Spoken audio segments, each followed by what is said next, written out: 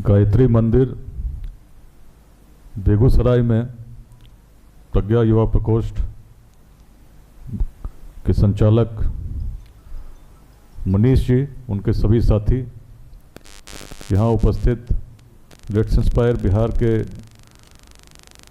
Chief coordinator जो आरा से आए हैं राहुल सिंह जी,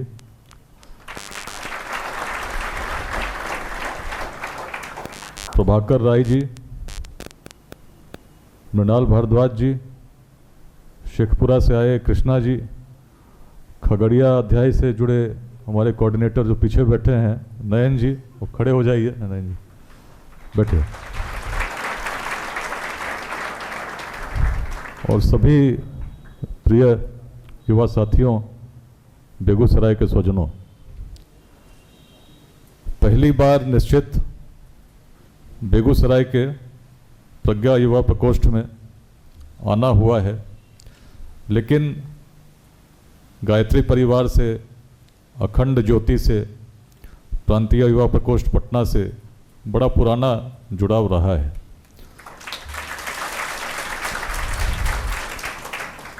बहुत छोटा था उस समय, पिताजी की पोस्टिंग गुवाहाटी रिफाइनरी में थी, तभी से अखंड ज्योति से जो साथ बना आज भी यथावत है, पढ़ता रहता हूँ। और उसी कड़ी में जब सेवा में आया, प्रभाकर जी ने बताया किस प्रकार, किस चिंतन के साथ, किस सोच के साथ, किस संकल्प के साथ इस सेवा में आया था। जब पटना का सिटी एसपी था तो पहली बार वर्ष 2006 में गायत्री मंदिर पटना से जुड़ा।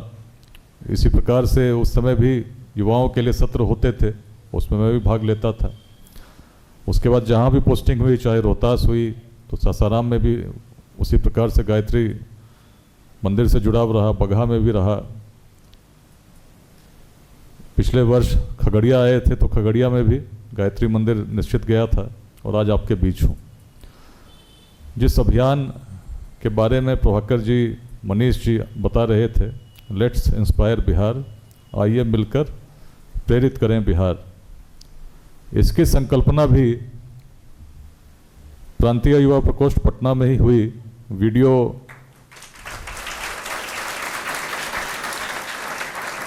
मेरे YouTube चैनल पर उपलब्ध है और कैसे हुई आप देख सकते हैं। पूरे बिहार से उस वर्ष 2021 के 12 जनवरी को जब हम लोग स्वामी विवेकानंद जी की जयंती मनाने के लिए एकत्रित हुए थे, तो संबोधन के लिए मुझे बुलाया गया था। इससे पहले सफलता के सूत्रों पर, अलग अलग विषयों पर संबोधित करता रहा, लेकिन इस बार कोरोना का पहला फेज बीत चुका था और हम लोग गायत्री शक्तिपीठ में थे। अनेक नियम भी थे जो व्यक्ति को व्यक्ति से दूर कर रहे थे, बैठने में भी समस्या थी, लेकिन लोग उपस्थित थे, पूरे बिहार के अलग अलग जिलों से थे। और तब संबोधन जब मैंने प्रारंभ किया तो मन में एक प्रकार का भाव कि बिहार को लेकर आप लोग क्या सोचते हैं। इसी को जब मैंने पूछना शुरू किया तो सबसे पहले मैंने पूछा, जब बिहार के अतीत के बारे में सोचते हो तो कैसे भाव मन में आते हैं।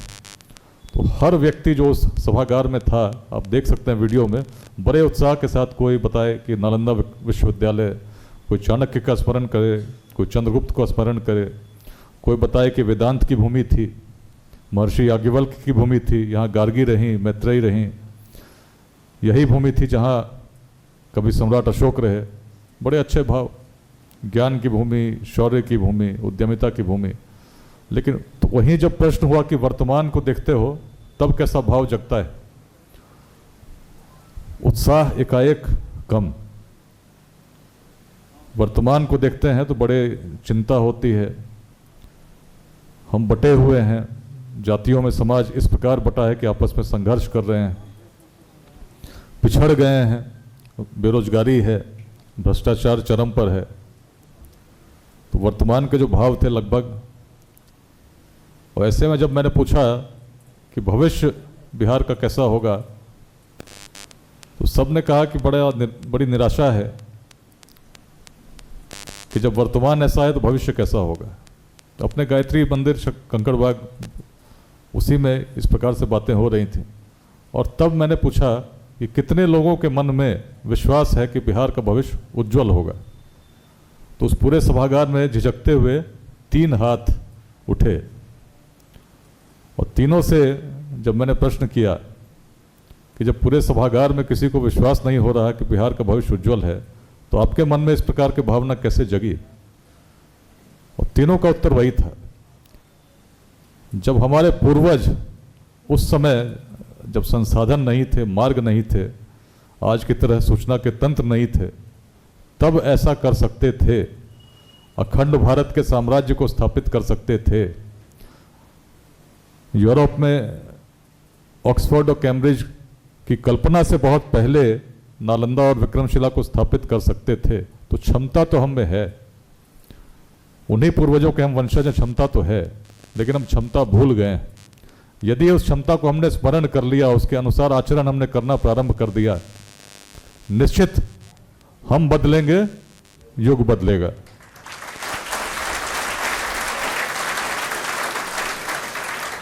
और लगभग यहीं से मुझे लगा कि क्यों ना एक ऐसे अभियान को प्रारंभ किया जाए जो व्यापक हो, केवल बिहार में ही नहीं हो, ऐसे लोग जो बिहार के बाहर रहते हैं, अनेक कारणों से रहते हैं, उनको भी जोड़ा जाए, जो विदेशों में रहते हैं उनको भी जोड़ा जाए, और बिहार के हर गांव में, हर पंचायत में जो रहता हो उसको भी जोड़ा जाए। ऐसे लोगों को जिनके मन में बिहार को कुछ देने की कल्पना है, जो चाहते हैं कि अपने जीवन काल में बिहार का बदलता हुआ परिदृश्य देखें। निश्चित है कि वर्तमान को देखकर हम बड़े चिंतित हो जाते हैं, परंतु चिंतित होने से क्या होगा? चीजें बदलेंगी क्या? लेकिन यहीं पर यदि हम सोचते हैं कि भाई कोई दूसरा आदमी आएगा, अचानक आकर चीजों को बदल देगा, तो ऐसा कभी हुआ है क्या? कैसे बदलती हैं चीजें? सबसे पहले हम स्वयं से प्रारंभ करते हैं, कुछ प्रयास करते हैं। एक व्यक्ति, 2 व्यक्ति से श्रृंखला शुरू होती है। समाज को हानि दुर्जनों के दुष्कृत्यों से उतना नहीं होता जितना सज्जनों की निष्क्रियता से होती है। अच्छे लोग यदि जुड़ गए, संगठित हो गए और मिलकर कुछ प्रयास करने लगे, निश्चित है कि चीज़ें बदलेंगी। यही प्रयास है लेट्स इंस्पायर बिहार, जिसमें आज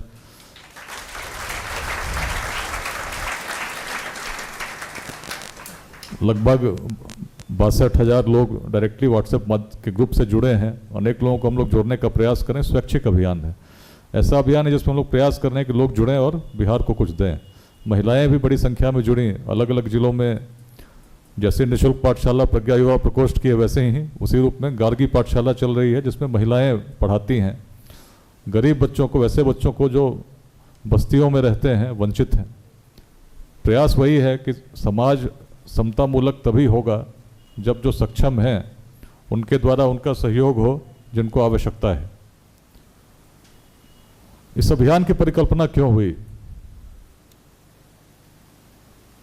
जिस समय न रोड थे, न टेक्नोलॉजी थी, न सूचना के तंत्र थे, क्या कारण था कि बिहार से ही अखंड भारत बना? कहीं और से भी बन सकता था।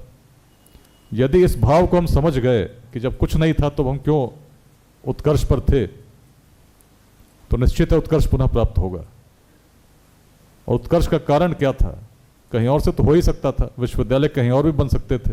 सबसे पहला विश्वविद्यालय तक्षशिला में था, जो आज पाकिस्तान अफगानिस्तान की सीमा पर है, उसके अवशेष हैं। लेकिन उससे बड़ा विश्वविद्यालय यदि कहीं बना जिसमें विश्व भर के लोग पढ़ने आते थे, तो अपने बिहार की भूमि में ही स्थापित हुए। कल भी G20 समिट में आप लोग देख रहे थे किस प्रकार इतने राष्ट्राध्यक्ष आए थे, और नालंदा सबको स्मरण करा रहा था सोए हुए सिंह का, जिसको कवि सम्राट अशोक के स्तंभ पर विद्यमान पाते हैं, जिसमें दृष्टि थी, जिसमें क्षमता थी पूरे विश्व को प्रकाशित करने की, आलोकित करने की, मार्गदर्शन देने की। कारण क्या था? यदि देखते हैं तो हम पाएंगे, अध्ययन करेंगे, तो सबसे प्राचीन काल में जब ज्ञान का उदय हुआ, पूरी मानव जाति का सबसे पुराना ग्रंथ ऋग्वेद है कि नहीं? वेदों से ही परंपरा प्रारंभ हुई, वेदों से चिंतन को हमने श्रुति के रूप में ग्रहण किया और आगे बढ़ते रहे। एक समय ऐसा आया जब लगा कि वेदों का भी अंत हो गया, ज्ञानों का जो भंडार था उसका उत्कर्ष प्राप्त हो गया। हमने कहा वेदांत, उपनिषद कैसे संभव हुआ? जब गुरु और शिष्य समीप बैठे और आपस में विमर्श करने लगे, तो श्रुति से आगे हम पहुंचे। श्रुति को तो हमने ग्रहण किया था जो ईश्वरीय संदेश था, लेकिन जब श्रुति को हमने ग्रहण किया और समझा, तब एक समय ऐसा आया जब वेदों को पढ़ते हैं तो हम क्या पाते हैं? वेदों में पाते हैं हम ईश्वर की उपासना करते हैं, आराधना करते हैं, उन्हें उनसे सामीप्य अनुभव करते हैं जब यज्ञ कुंड में बुलाते हैं। और एक प्रकार का रहस्य भी है, जब हम स्मरण करते हैं और सोचते हैं कि सृष्टि की उत्पत्ति कैसे हुई, नासदीय सूक्त पढ़ते हैं तो सोचते हैं क्या था, कब था, किसने ढका था उस पल को जब सृष्टि की रचना हुई थी, वो परम तत्व कैसा था। और सोचते हैं तो पाते हैं, उसी में उत्तर भी मिलता है कि वह परम तत्व के मन में एक इच्छा, एक कामना से ही इस पूरे सृष्टि की रचना हुई।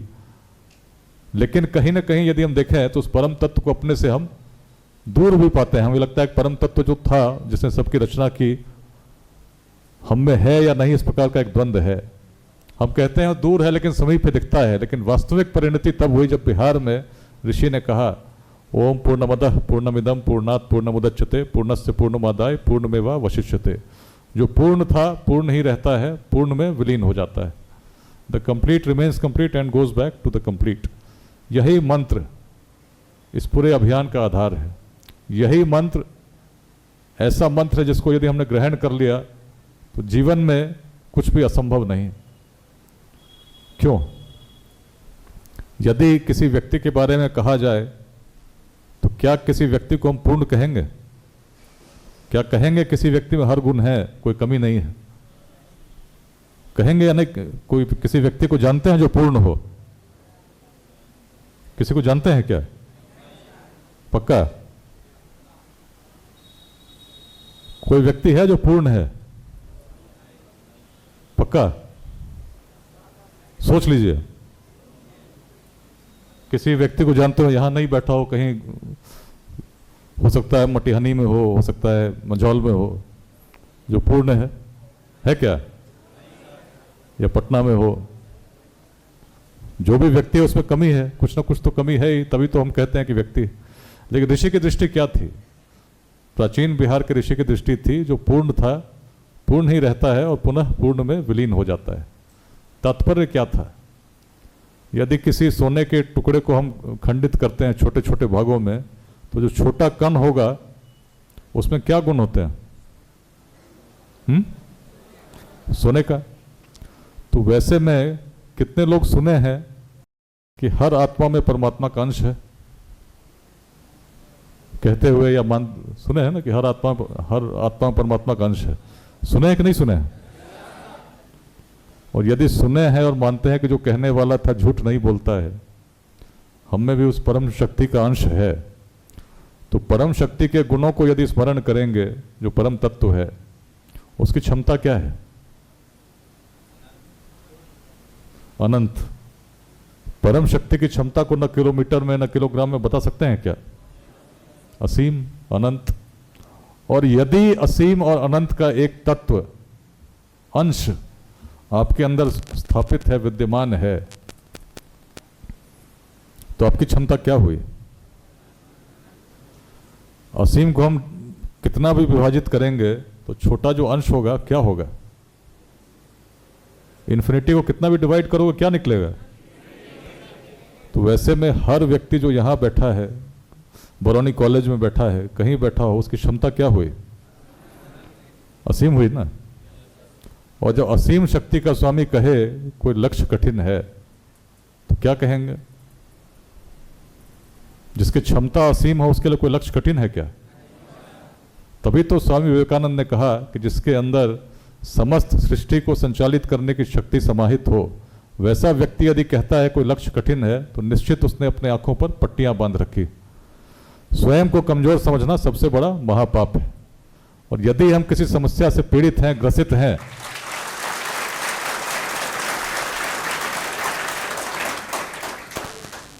और समस्या का हल नहीं कर पा रहे हैं, तो इसका मतलब हमने प्रयास नहीं किया। यदि प्रयास करते हैं तो हर व्यक्ति में वह क्षमता, जो ईश्वरीय क्षमता, तो विद्यमान है। आप खुद देख लीजिए, आप स्वयं देखेंगे, आप पढ़ते हैं, मन में कुछ संकल्प लेते हैं, आप सोच लीजिए कि सुबह 5 बजे उठना है तो घड़ी के अलार्म की आवश्यकता नहीं पड़ेगी, अपने आप उठते हैं। संकल्प दृढ़ होना चाहिए। उसी प्रकार का संकल्प यदि आप अपने व्यक्तित्व के निर्माण में, व्यक्तित्व के विकास में, कुछ उद्योग के विकास में जो आप चाहते हैं करना, एक लक्ष्य तय करके करते हैं, असफलता कभी नहीं मिलेगी। सफल होंगे लेकिन पूरी ऊर्जा लगनी चाहिए, निष्ठा के साथ लगनी चाहिए। और बिहार को भी यदि बदलना है तो ऐसे लोगों को साथ में जोड़ना होगा जो बिहार को कुछ देना चाहते हैं। अनेक लोग हैं जो बिहार में, आज बिहार की स्थिति क्यों हुई, जब भूमि में वेदांत की ऐसी दृष्टि आ गई जिसमें हर व्यक्ति में पूर्णता हम देखने लगे, तभी तो चारों महावाक्य वैसे आए, तत्त्वमसि तुम वही हो, अहम ब्रह्मास्मि मैं ब्रह्म हूँ, प्रज्ञान ब्रह्म, अयम आत्मा ब्रह्म।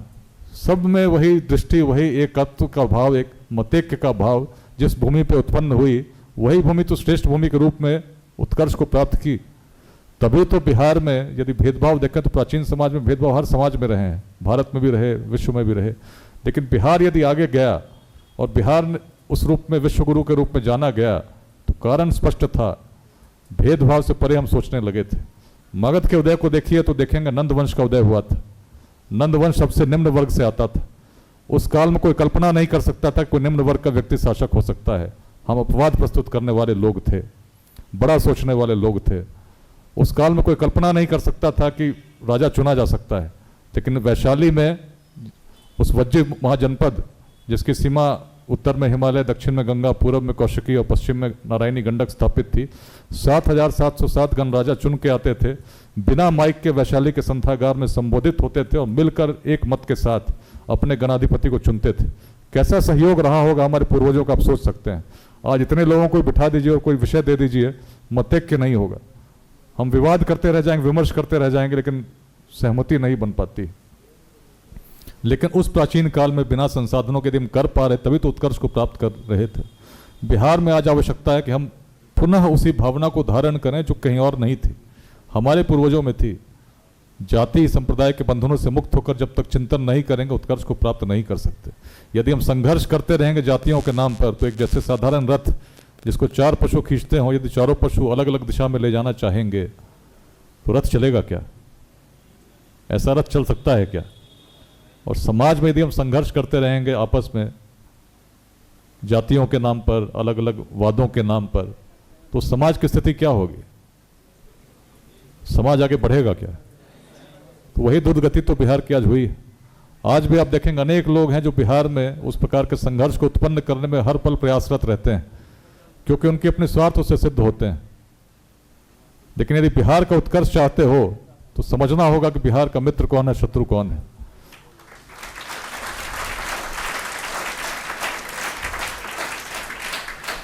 और एक बार जग गए तो कार्य वहीं समाप्त नहीं होता, औरों को भी जगाना होगा। सकारात्मक ऊर्जा के स्रोत तो सर्वत्र विद्यमान है, ईश्वरीय शक्ति के पुंज सर्वत्र विद्यमान है, आवश्यकता केवल आवाहन की है। जग गए तो जो वेदमूर्ति तपोनिष्ठ पंडित श्री राम शर्मा आचार्य जी ने कहा था कि बेगूसराय यदि जग गया तो निश्चित न केवल बिहार, पूरे भारत को जगा देगा, विश्व को जगा देगा। तो कल्पना तो वही है।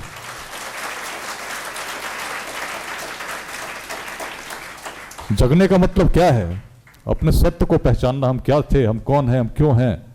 और यदि हम समझ गए कि हम क्यों थे, हमारी क्षमता क्या है, तो एक व्यक्ति में कितनी शक्ति हम समझ सकते हैं। लेकिन इतनी क्षमता होने के बाद हर व्यक्ति सफल क्यों नहीं होता? यदि क्षमता असीम है तो हर व्यक्ति को सफल होना चाहिए कि नहीं होना चाहिए? क्यों ऐसा होता है कि हर व्यक्ति सफल नहीं होता? याद कर लीजिएगा इस बात को जो कह रहा हूं। एक तो मैंने बात कही कि हर व्यक्ति में क्षमता असीम है, हर व्यक्ति में पूर्णता है। 3 प्रकार के लोग होते हैं। सबसे पहले प्रकार के लोग काम शुरू करते नहीं, भय से नीचे लोग। कोई कार्य हो उसके प्रति ऐसा भय होता है, मन में संशय होता है कि करना चाहिए कि नहीं करना चाहिए, शुरू ही नहीं करेंगे। अब जब आरंभ नहीं हुआ तो लक्ष्य कहां मिलेगा? मध्यम त्यजते बीच में देख विषम संयोग। कार्य का आरंभ तो किया, पढ़ना भी शुरू किया, कुछ प्रयोजन के साथ चले, लेकिन जब परिस्थितियां विपरीत, कुछ प्रतिकूल सी दिखी, छोड़ दिया कि भाई मेरे बस का नहीं है। डिजायर था, इच्छा थी, डेडिकेशन भी थी, लेकिन एक समय के बाद टूट गए तो कहां लक्ष्य मिलेगा? पर उत्तम वे लोग जो हर दुर्गम पथ झेल, दृढ़ता से बढ़ते सतत, बाधाओं को ठेल। यदि लक्ष्य पर चलना है तो बाधाएं आएंगी, अनेक परिस्थितियां घर में आएंगी, पड़ोस में आएंगी, आपको विचलित करेंगी, लेकिन लक्ष्य स्पष्ट होना चाहिए। दिनकर जी ने कहा था, वह प्रदीप जो दिख रहा है झिलमिल दूर नहीं है, थक कर बैठ गए क्या भाई, मंजिल दूर नहीं है।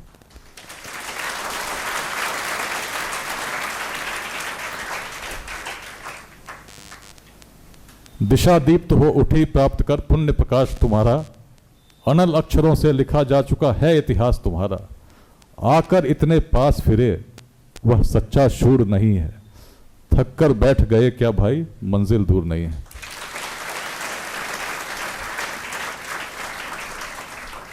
तो मन में यदि संकल्प सुदृढ़ है, जिद है कि प्राप्त तो करना है, तो मार्ग अपने आप प्रकट हो जाते हैं। ध्येय कुछ भी हो, क्षमता तो असीम है, उस क्षमता का बस प्रयोग करना है, सही दिशा में करना है। और राष्ट्र निर्माण में यदि हम चाहते हैं कि नहीं चाहते हैं कि अपने जीवन काल में बिहार बदले? कौन बदलेगा? कोई दूसरा आएगा क्या? प्रारंभ कहां से होता है? कहां से होता है? तो आप बदलेंगे कि नहीं बदलेंगे? लेकिन सबसे पहले स्वयं स्थापित हो जाइए परिश्रम के साथ। कोई व्यक्ति यदि स्वयं स्थापित नहीं है, परिश्रम के साथ स्थापित नहीं होता है, तो समाज को भी दे नहीं पाएगा। परिश्रम कीजिए, क्षमता असीम है, लक्ष्य तय कीजिए और लक्ष्य ऐसा तय कीजिए जो सुनिश्चित हो। आज युवावस्था है, कोई शिल्पकार भी उसके मन में कोई आकृति बनाने का लक्ष्य हो, छेनी हथौड़ी लेकर प्रारंभ होता है, बनाता जाता है। प्रारंभ में यदि कोई गलती हो गई,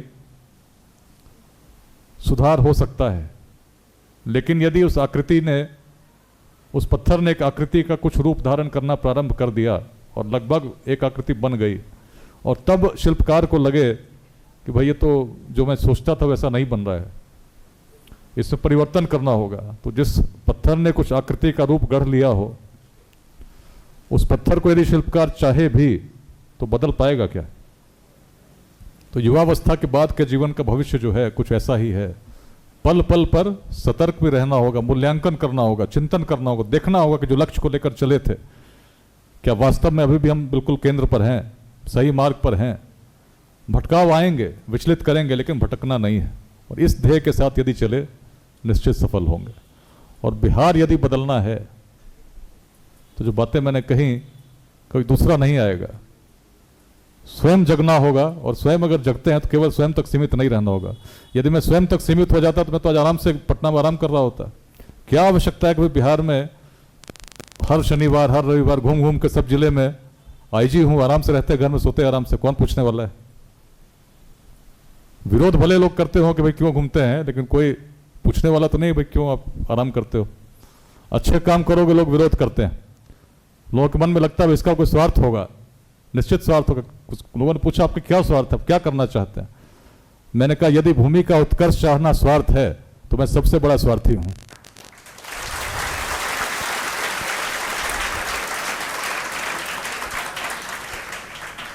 मन की प्रेरणा जब शुद्ध होती है, मन से मन को जोड़ती है। और यही कारण था कि आचार्य चाणक्य अपने जीवन काल में उस अखंड भारत के साम्राज्य को स्थापित कर सके। उनका मन शुद्ध था। मन में यदि उनके अपने लिए कोई स्वार्थ होता कि मुझे ऐसा करना है, कभी नहीं कर पाते। लेकिन मन में स्वार्थ यही था कि भूमि का उत्कर्ष हो, भूमि एकजुट हो, तभी अलग अलग राजाओं को, अलग अलग गणराज्यों को जोड़ने में सफल हो सके और उस अखंड भारत को स्थापित कर सके, जो केवल 1-2 वर्षों तक स्थापित नहीं रही, सैकड़ों वर्षों तक रही। उसके शौर्य को पूरा विश्व जानता रहा, उसके ज्ञान को पूरा विश्व जानता रहा, उसकी उद्यमिता ने प्रेरणा का प्रसार किया। तो यदि बिहार बदलना चाहते हैं तो आप तो अपने जिले के हैं, मेरा अधिकार भी बनता है। कैसे बदलेगा? कौन बदलेगा? बदलिएगा ना, पक्का आप लोग?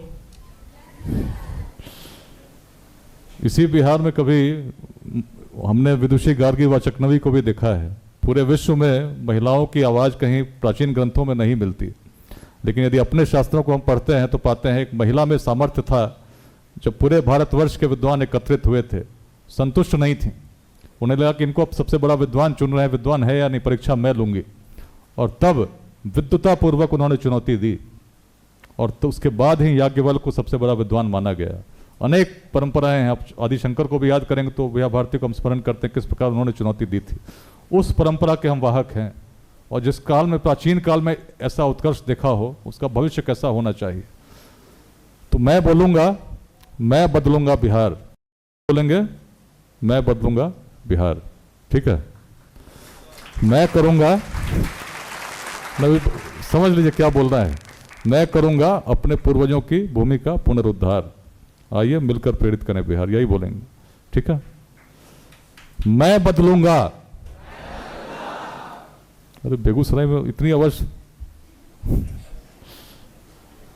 मैं बदलूंगा, मैं बदलूंगा बिहार।